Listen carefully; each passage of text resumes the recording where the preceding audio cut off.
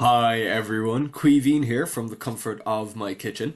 In today's video, we are finally going to look 160 years into the future, plus a few months, to catch what looks like the longest eclipse we're ever going to get, very close to the hypothetical maximum duration of an eclipse. Just before we get into it, here in Ireland and across a lot of the northern hemisphere, the aurora was visible last night, the aurora borealis. Of course, the aurora borealis is the only aurora we get in the northern hemisphere. The aurora australis, of course, is for those down in the south.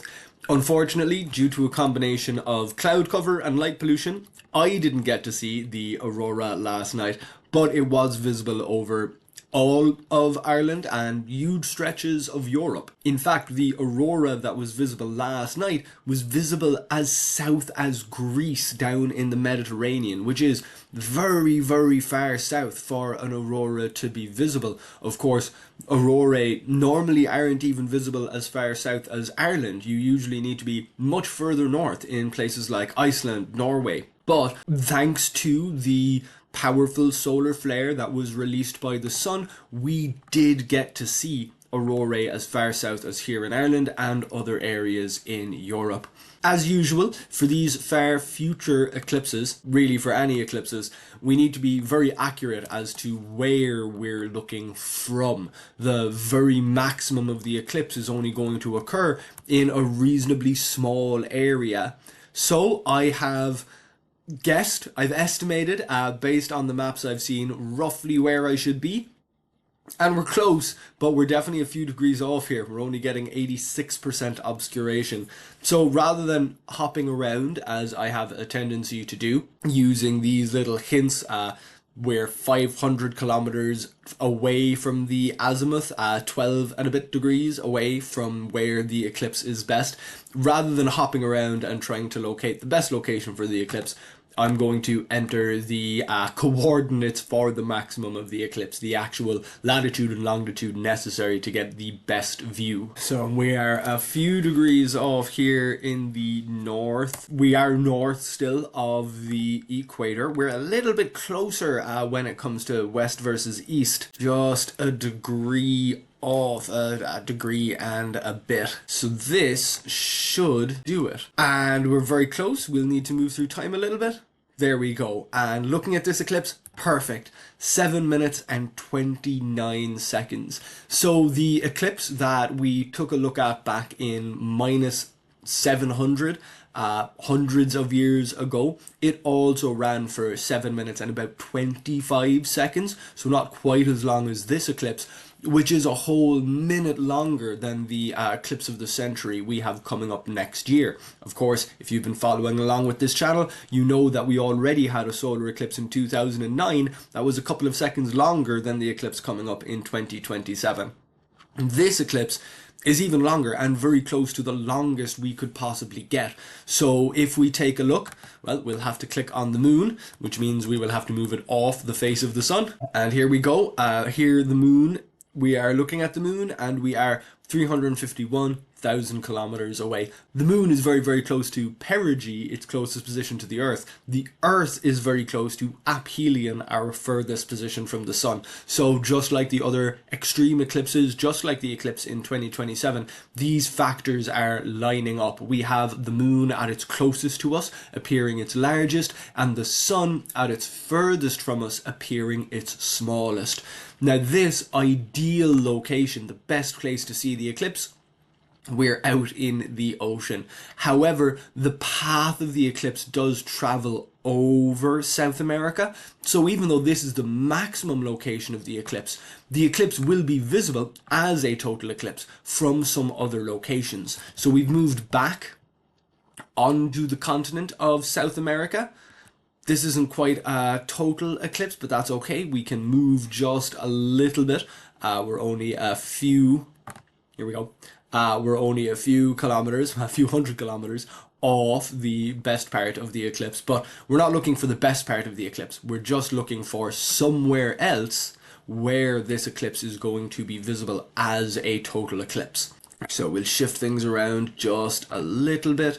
The path of the eclipse is slightly curved. Here we're seeing the eclipse very, very close to the equator, very, very close to the subsolar point, but the path of the eclipse still follows sort of a curve across the Earth. The sun, of course, we're orbiting the sun's equator, but the moon is orbiting our equator. So that makes the paths line up just a little bit differently.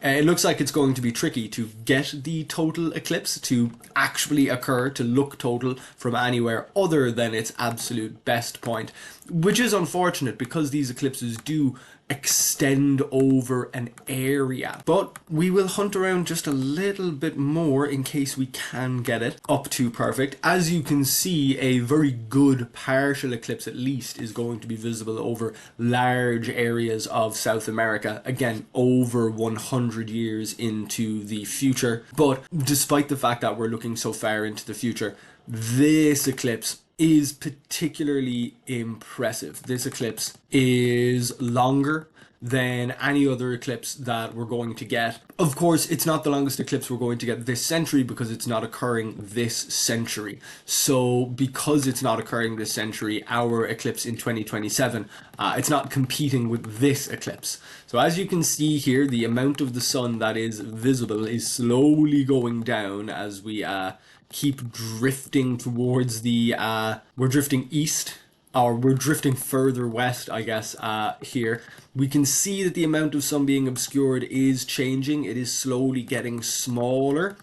Hopefully we'll be able to get things to line up perfectly. We're only making, oh, here we go, we're nearly at a total eclipse. We're only making very, very small, almost subtle adjustments here. There we go. Perfect. So this is an area along the path of the eclipse that isn't at the maximum of the eclipse. Oh, and it was, we got right into the middle of it there, so it didn't last for very long. Here we go.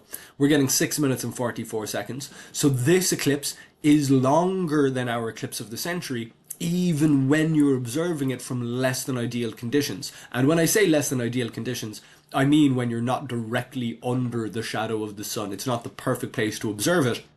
Of course, you do need to be on a boat in the Atlantic to be in the perfect place to observe it. From this position, you're actually standing on solid land, and it's only going to say that it is southern America.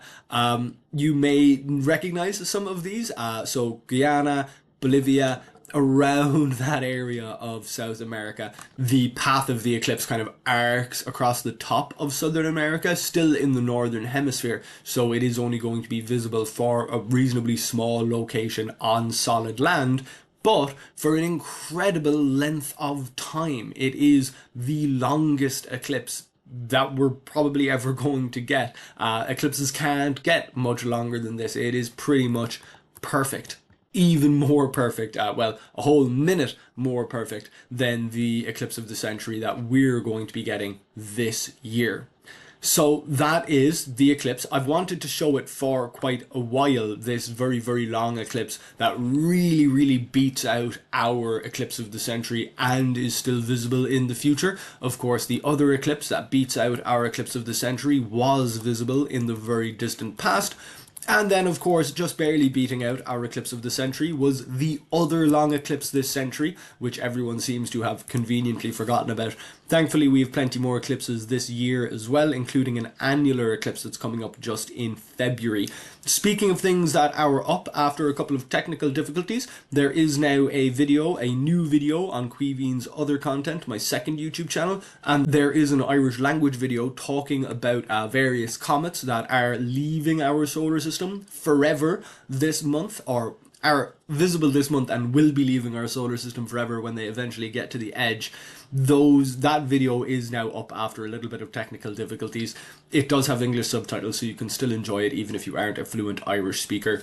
I hope that you enjoyed taking a look at this even longer eclipse, much longer than the eclipse of the century that we're getting next year, and I hope that you'll stick around to see the videos on the eclipses we are getting this year in 2026. If you did enjoy this video, then please do like it. If you like this kind of content, then please subscribe to this channel. And you can also read this information on my website, queeveenscontent.ie, where all of my videos have attached articles posted. So if you can't find the other YouTube channels, you will be able to see the videos on my website at least. Thank you very much for watching, and hopefully I'll see you back here next time.